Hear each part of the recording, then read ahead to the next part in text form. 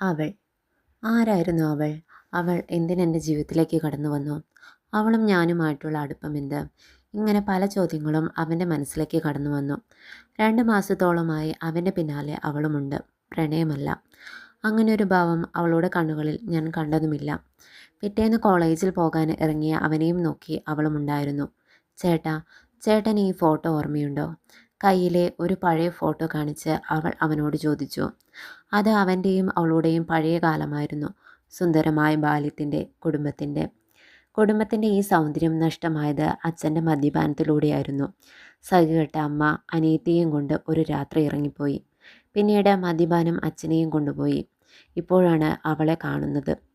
അവൻ്റെ കണ്ണുകൾ തുള്ളികളെ ധാരധാരയായി പെയ്തു തീർത്തു. എന്നോ ബാക്കി വെച്ച നൊമ്പരത്തിൻ്റെ ആഴത്തിലേക്ക് അവൻ ഊളിയിട്ടിറങ്ങി. അവരെ നനച്ചുകൊണ്ട് ആകാശം പെയ്തു.